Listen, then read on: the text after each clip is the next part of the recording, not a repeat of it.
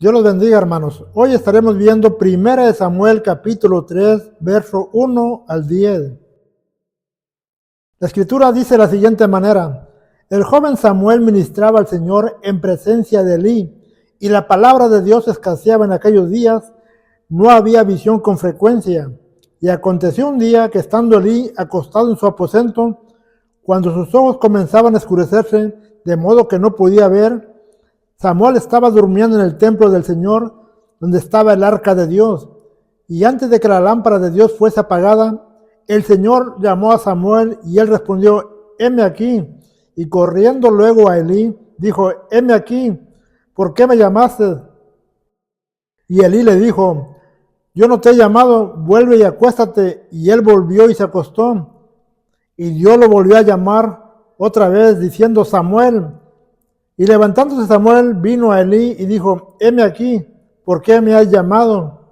Y él dijo: hijo mío, yo no te he llamado, vuelve y acuéstate. Y Samuel no había conocido aún a Dios, ni la palabra del Señor estaba revelada en su vida. El Señor pues llamó en tercera ocasión a Samuel, y él se levantó y vino a Elí y dijo: heme aquí, ¿por qué me has llamado? Entonces entendió Elí que Dios estaba llamando al joven. Y dijo Elí a Samuel: ves y acuéstate, y si te llamare dirás: habla, Señor, porque tu siervo oye. Así fue Samuel y se acostó en su lugar. Vino Dios y se paró y llamó como las otras veces: Samuel, Samuel. Entonces Samuel dijo: habla, porque tu siervo oye. El tema se titula heme aquí. La historia de Samuel tiene como trasfondo la oración valerosa y atrevida de una mujer angustiada y atribulada de espíritu. Ana era una mujer que no había sido agraciada con el don de ser coheredera de la gracia de la vida. Su esterilidad había sido motivo para que su rival Penina le irritara y le entristeciera.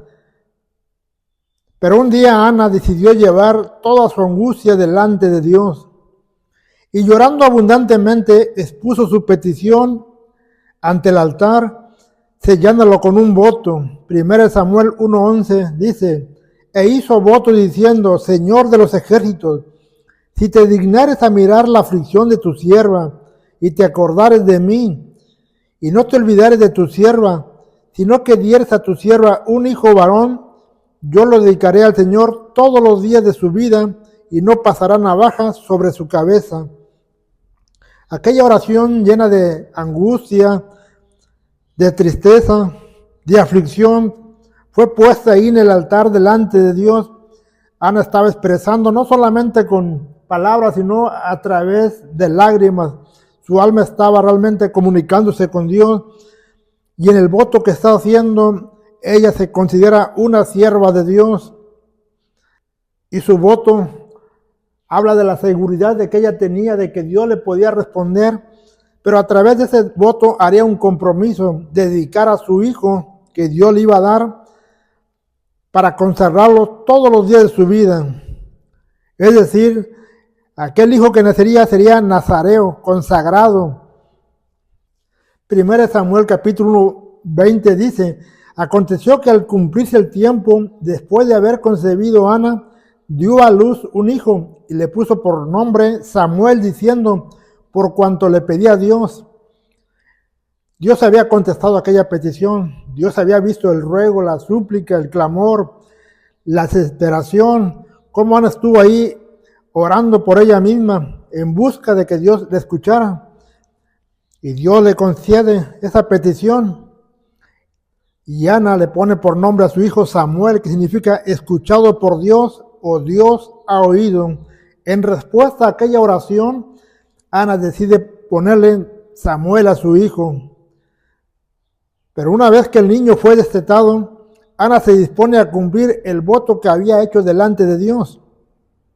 1 Samuel capítulo 1, versículos 27 y 28, dice: por este niño oraba y Dios me dio lo que pedí. Yo pues lo dedico también a Dios.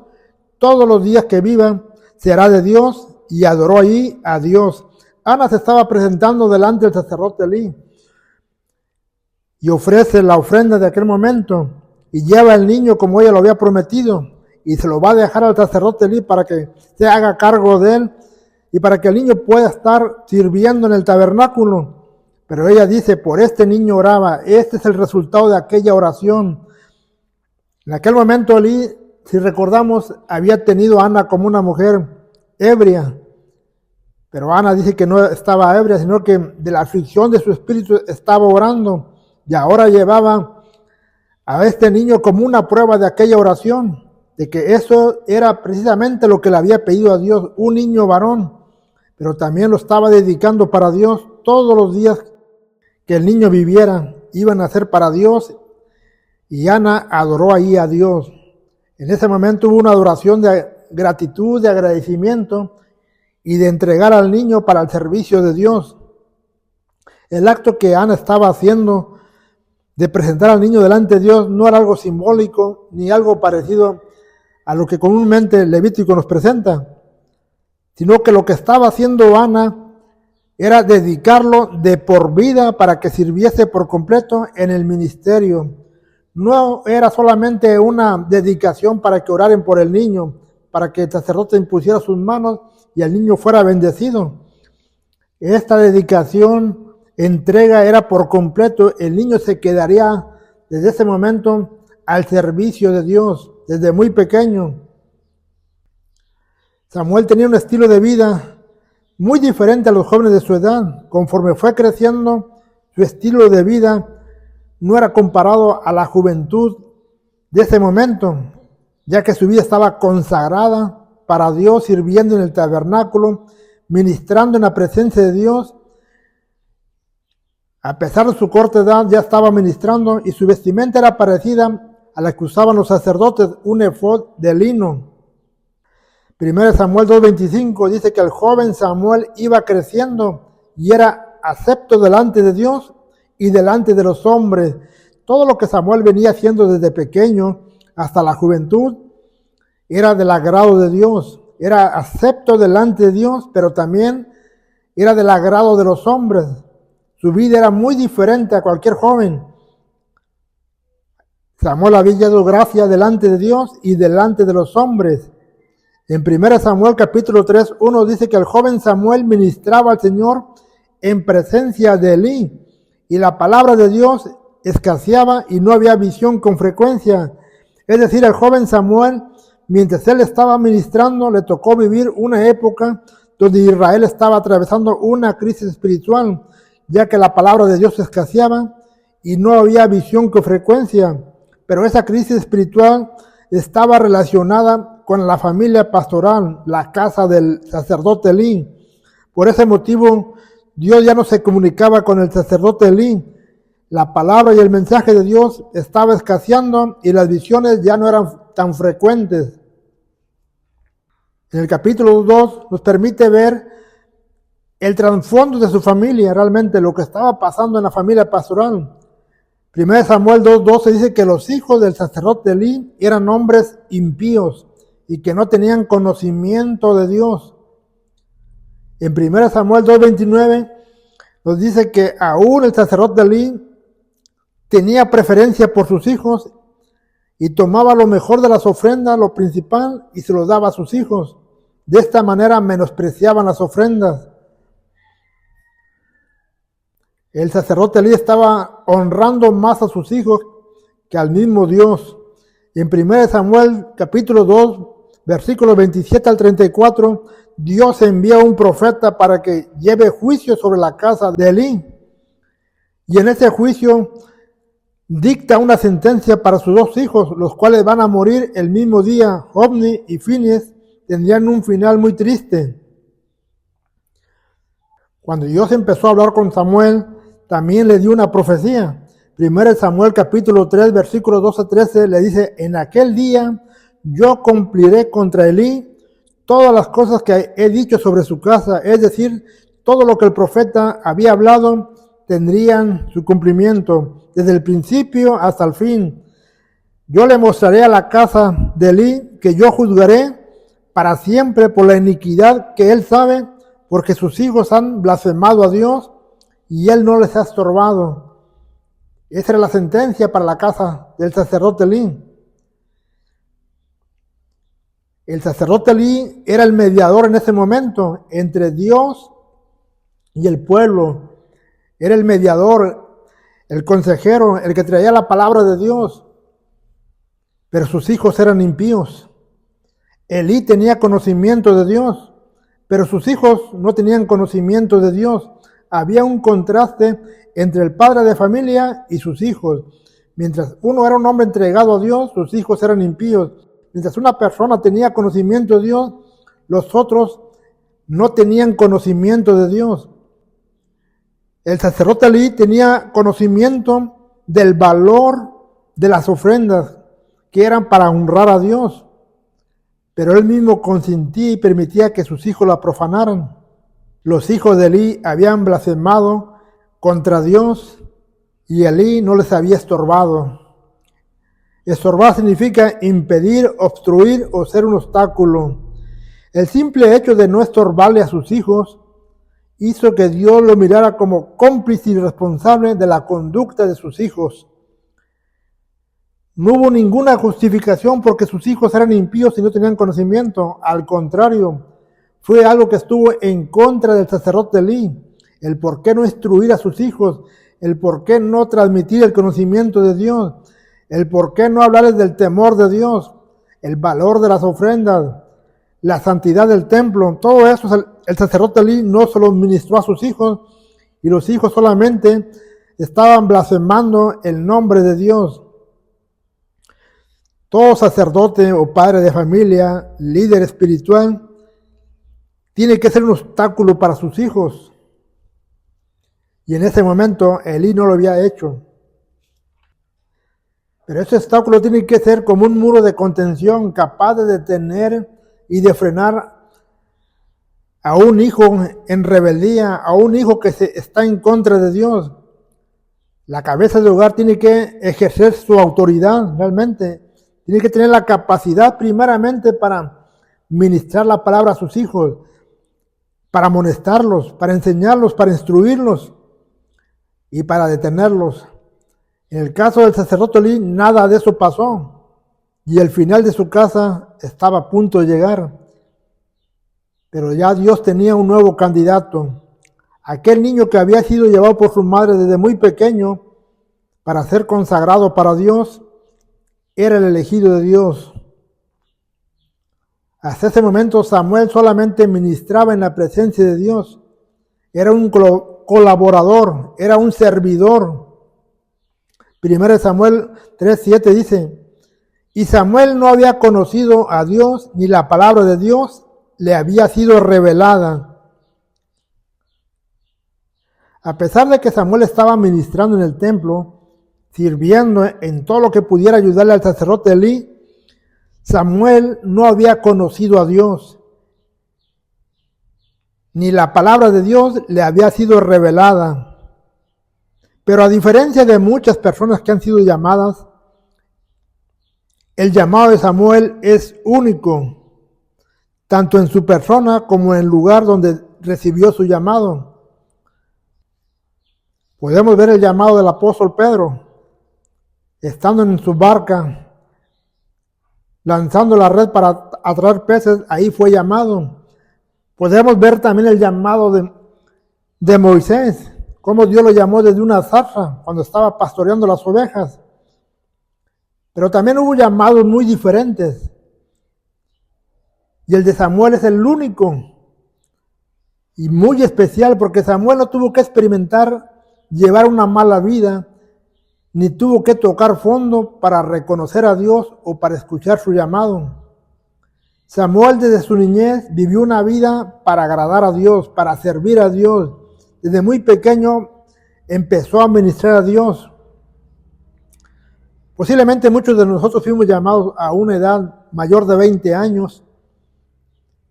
Y también posiblemente algunos fuimos sacados de lugares nada agradables o de una conducta nada digna, pero Samuel fue todo lo contrario.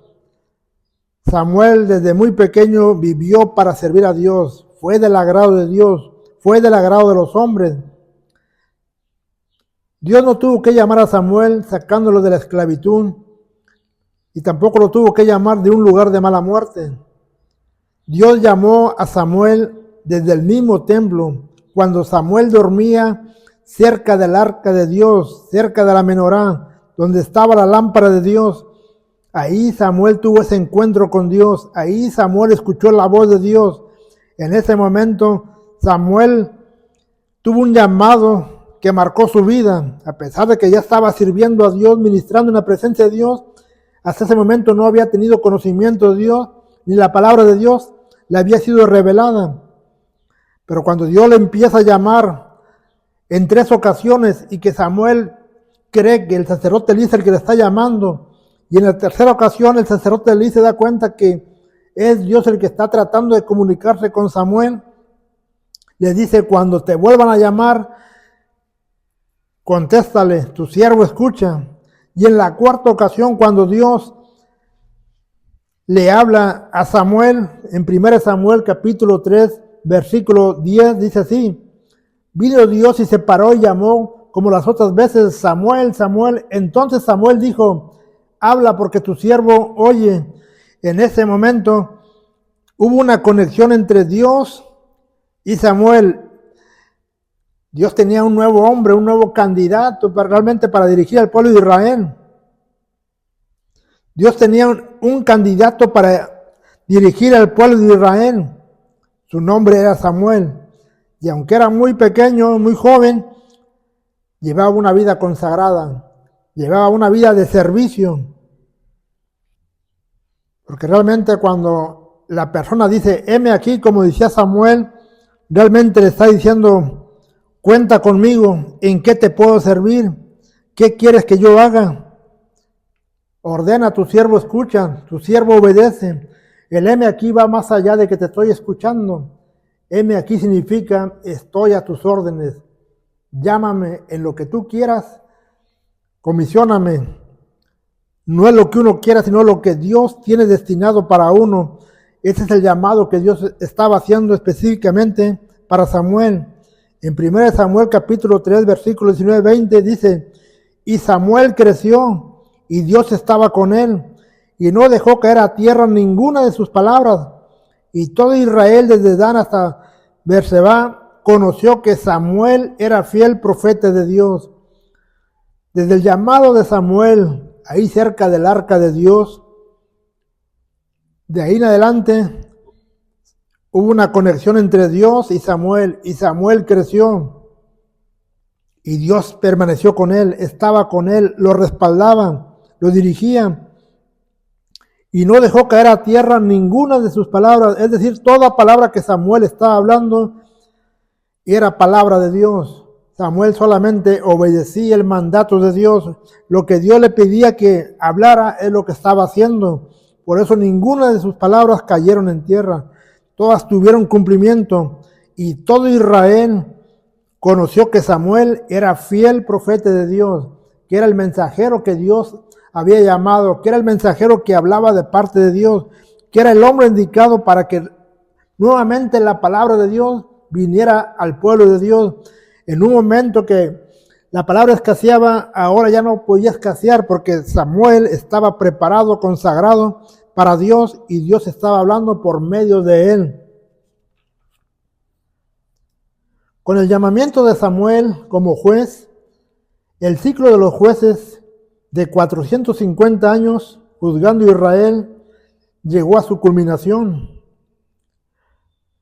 Samuel fue el último de los jueces de Israel. Samuel llegó a tener 3 oficios: juez, profeta y sacerdote. Como juez juzgó a Israel. Como profeta trajo palabra de Dios. Y como sacerdote fue el encargado de reconciliar al pueblo con Dios a través de las ofrendas. Samuel fue el primero y único que ungió al primer rey que tuvo Israel, al rey Saúl. Dios le dio la orden: ves y úngeme al hijo de Cis, porque yo lo he puesto por rey sobre Israel. Pero también Samuel tuvo la dicha de ungir al que es considerado al más grande rey que ha tenido Israel, al rey David. Cuando Samuel se dirigió a la casa de Isaí por mandato de Dios, llevó su cuerno de aceite para ungir al nuevo rey. En aquella ocasión Samuel primeramente se basó a la vista, pero Dios le dijo, no mire lo que está a tu alcance, lo que miran tus ojos, porque Dios desecha lo que miran los ojos. Dios mira y escudriña el corazón. Y cuando apareció el último de los hijos de Isaí, el más pequeño, que era pastor de ovejas, el Señor le dijo a Samuel, delante de ti está el ungido del Señor. Desde ese momento, el aceite fue derramado sobre David para ser proclamado como rey tiempo más adelante. La vida de Samuel fue un gran ejemplo en servicio, en ministrar delante del Señor, ministrando 3 oficios: juez, profeta y sacerdote. Algo que nadie podía hacer, tomar 2 o 3 cargos, solamente aquel que era indicado por Dios. En cierta ocasión el rey Saúl quiso tomar el cargo de sacerdote en aquella batalla que estaba teniendo. Pero hubo un momento en que Saúl se desesperó y ofreció el sacrificio delante de Dios y fue desechado de su reinado, porque ese cargo solamente era para Samuel. Podemos notar que en los primeros 3 capítulos de este libro de 1 Samuel nos muestran 3 historias entrelazadas de los primeros personajes: Ana, Elí y Samuel. Y cada uno nos deja un mensaje de cómo se presentaron delante de Dios, cómo actuaron, cómo se comportaron y cómo fue la respuesta de Dios hacia sus vidas. Ana es una mujer que, a pesar de su angustia y tribulación y aflicción, le creyó a Dios por encima de todo tipo de adversidad. Y en aquella oración agónica de Ana, donde derramó su alma, su espíritu, expuso realmente su sentir, su aflicción, tal como lo dice Santiago 5:13, ¿está alguno entre vosotros afligido? Haga oración. En ese momento Ana no fue que Elí orara por ella, no esperaba que alguien intercediera por ella, sino que Ana misma, en su dolor, en su aflicción, derramó su alma delante del Señor, echó toda su ansiedad delante de Dios, puso toda su carga delante de Dios, toda su frustración fue puesta delante de Dios. De esa manera Ana estaba descansando y lloraba abundantemente. Posiblemente estaba inconsolable, pero estaba llorando de una manera que Dios la pudiera ver y escuchar. Al final Dios le contestó. Esa misma petición que ella puso fue recibida, pero Ana nos deja también un gran ejemplo, porque Ana le entregó a Dios lo más valioso, lo más preciado que tenía en ese momento, a su hijo. Es decir, Ana pidió para dar, pidió algo que no tenía y que no había nada seguro que volviera a tener otro hijo en ese momento, pero aún así tomó la decisión de consagrarlo para Dios, de dar lo primero para Dios. Ana nunca bajó la guardia de seguir orando, oró constantemente, fervientemente, como dice Lucas 18, la necesidad de orar siempre y no desmayar. Es una invitación para cada uno de nosotros que en el momento de aflicción, cualquiera que sea la causa de la aflicción, el lugar correcto para echar nuestra ansiedad, es ante el Señor, es ante Dios. No llorar por el problema, llorar realmente en señal de que creemos que Dios nos está escuchando y que Dios nos puede responder. El segundo ejemplo es la familia de Elí. Si algo que debemos de meditar y reflexionar es que el liderazgo que Elí tenía y el conocimiento que Dios le dio al sacerdote Elí no eran para que los tuviera guardados o ignorados.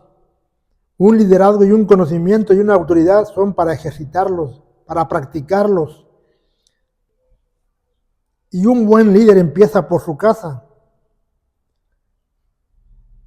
El alumno inmediato para un sacerdote, para un ministro, es su propia familia, sus hijos. En el caso de Elí no sucedió eso. Los hijos crecieron sin conocimiento, mientras él se guardó todo el conocimiento. El padre tenía autoridad, pero nunca la ejercitó. El resultado no fue nada agradable para esa casa y al final desapareció la familia de sacerdote Elí. Meditemos en esta palabra. Todo conocimiento que estamos adquiriendo de Dios, debemos de practicarlo, debemos de ejercitarlo. Los varones también como cabeza de hogar debemos de ejercitar esa autoridad, guiando a la familia, guiando a nuestros hijos y en dado caso estorbándoles también. Por último vemos el ejemplo de Samuel, aquel joven que le dijo al Señor, heme aquí, tu siervo escucha. Aquel joven que en su momento no buscó la libertad de cualquier joven, no reclamó su infancia, no reclamó ser libre como cualquier joven de su edad, sino que le dijo al Señor, heme aquí, tu siervo escucha. Estaba dispuesto a seguir consagrando su vida, estaba dispuesto a seguir rindiéndose ante Dios, estaba dispuesto a seguir ministrando delante de la presencia de Dios.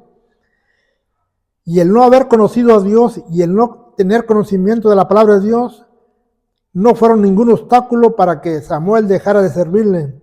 Con conocimiento y sin conocimiento, Samuel demostró que le podía servir a Dios, que era útil para Dios, que era útil para el tabernáculo, que era un buen discípulo ante el sacerdote Elí. En ese momento Samuel empezó a servir a Dios desde muy pequeño y logró adquirir conocimiento y experiencia, y cuando Dios se reveló a su vida, Dios lo respaldó en todo el andar de su vida, porque un ministerio exitoso inicia por el servicio. Sirvamos de todo corazón la obra de Dios. Tengamos la mejor disposición en poder servir y ser útiles en la obra de Dios. Posiblemente algunos que van iniciando no tengan el conocimiento de Dios, pero eso no es ningún obstáculo para servir a Dios. Posiblemente alguien no tenga un llamado específico en una área, pero también ese no es ningún obstáculo para poder servir al Señor. Posiblemente algunos tienen tiempo sirviendo al Señor, ministrando al Señor en alguna área. Continúen de esa manera. Lo importante es que estamos al servicio de Dios, importante es ser útiles para Dios, amar la obra, estar a la disposición de Dios y en dado momento que Dios nos encomiende alguna tarea, encomienda especial o un llamado en específico, nuestra vida ya viene encaminada al servicio. No tendremos ningún problema en obedecer a Dios, en servirle, en tener un corazón dispuesto, un corazón de siervo. Eso fue lo que hizo Samuel precisamente. Una buena disposición, una buena actitud. 1 Samuel 2:30, parte B, dice así. El Señor dijo, porque yo honraré a los que me honran, y a los que me desprecian serán tenidos en poco. Todo aquel que honra a Dios, todo aquel que honra su palabra, que honra el ministerio, que honra el llamado, que honra la obra de Dios, Dios también lo honra. Pero todo aquel que menosprecia a Dios, el que menosprecia la obra de Dios, el que menosprecia el servicio de Dios, Dios también los tiene en poco. Dios honró a Samuel porque Samuel le honró. Dios tuvo en poco a la familia de Elí porque la familia de Elí menospreciaron al Señor. Que nuestra actitud sea realmente al servicio de Dios, una buena disposición. ¿Cuántos podemos decir como dijo Samuel, heme aquí, Señor, tu siervo escucha, cuenta conmigo, ¿qué quieres que yo haga? ¿En qué te puedo servir? Tu siervo obedece, que esa sea realmente la palabra que venga a nuestra vida. Una vida de servicio, una vida de agradar a Dios en cuanto a su obra, al ministerio, en cualquier área que esté disponible, que nuestras manos realmente sean útiles para la obra de Dios. Bendiciones, hermanos. Dios me los bendiga.